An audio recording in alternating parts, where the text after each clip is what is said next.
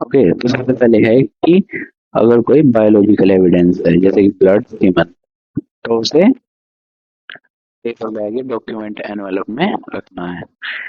अब प्रिकॉशन क्या क्या है कि सबसे पहले एयर ड्राई, तो never use air tight plastic wet biological evidences. Okay, उसके बाद आता है आर्सन रेसिड्यू या फायर डेब्री, यानी ओके।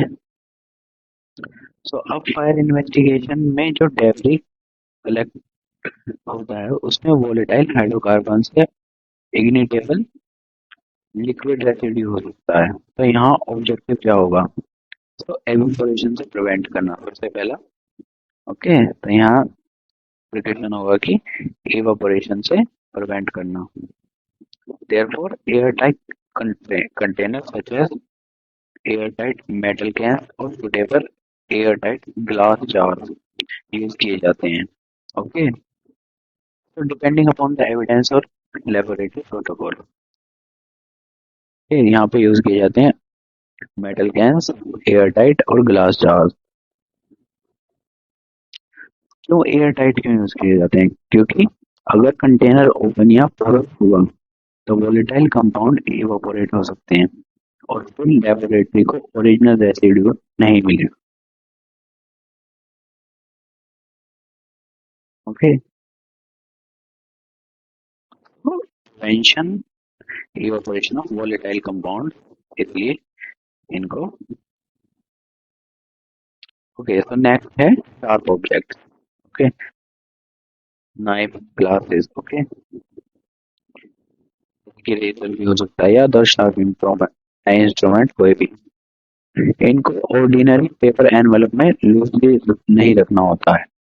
ओके, एप्लीकेशन है कि लूजली उसमें पेपर बैग के किसी में नहीं नहीं रखना है, क्योंकि इन्वेस्टिगेटर जो है वो लेबोरेटरी स्टाफ या जो भी कोई एविडेंस को हैंडल करेगा उससे इंजर्ड हो सकता है।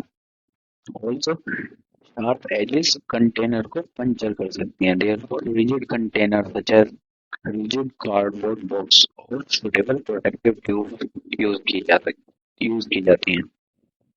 Okay, so the important objective है कि इंजरी या पंक्चर से बचाया जा सके, तो प्रिवेंट इंजरी या कंटेनर पंक्चर। तो लिक्विड कार्डबोर्ड बॉक्स से प्लास्टिक ट्यूब्स में रखा जाता है।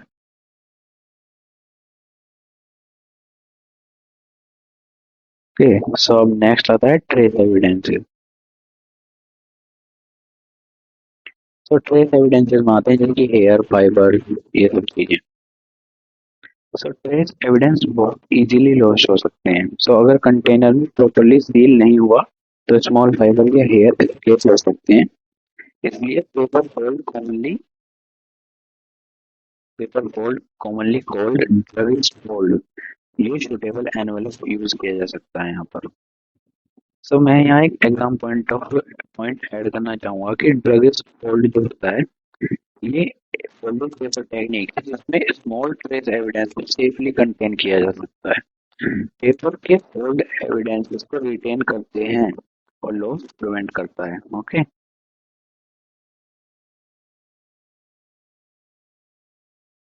ओके, पेपर फोल्ड और ड्रगिस्ट फोल्ड बोलते हैं इसे।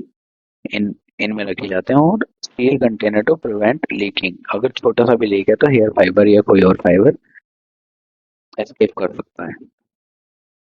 And last category is documenting paper. Okay, तो डॉक्यूमेंट्स को रिजिड पेपर एनवेलप में प्रिजर्व किया जाता है। ओरिजिनल डॉक्यूमेंट्स को अननेसेसरी फोल्ड, स्टेपल, पिन या पंच नहीं करना होता है, बिकॉज डॉक्यूमेंट इटसेल्फ में contain important physical evidence such as impression, fiber, writing characteristics, stain, fold, or other features. Okay.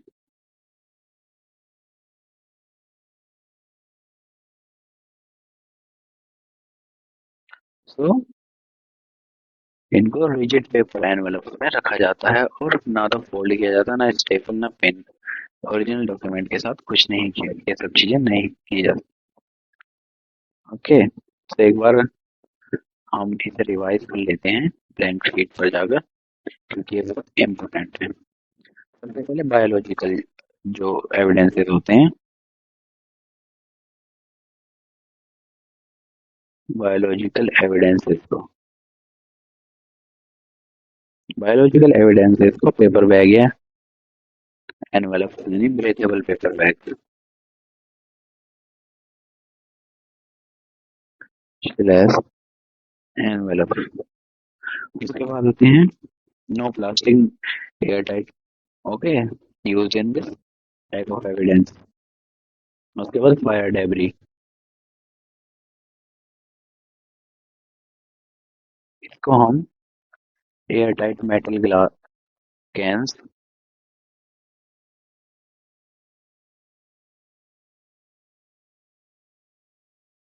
और ये ग्लास ट्यूब, ये ग्लास जार में रख सकते हैं।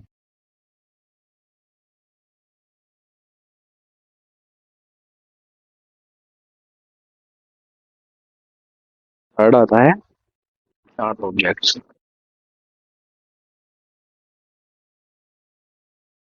तो शार्प ऑब्जेक्ट्स को रिजिड बॉक्स में, जिससे वो किसी अदर बॉक्स को पंक्चर ना कर दें और हैंडल करने वाले को इंजर्ड ना करते हैं। उसके बाद एयर फाइबर्स, ट्रेस एविडेंसेस, ये सब पेपर फोल्ड में, जिसे ड्रगेज फोल्ड भी बोलते हैं। उसके बाद डॉक्यूमेंट एनवलप, डॉक्यूमेंट्स कहाँ पे रखे जाते हैं, एनवलप में, यानी एनवलप को ना तो उन्हें फोल्ड किया जाता, ना स्टेपल किया जाता, ना पिन किया जाता। यहाँ हमने डिवाइस कर लिया है। ओके, मूव करते हैं नेक्स्ट स्लाइड के ऊपर।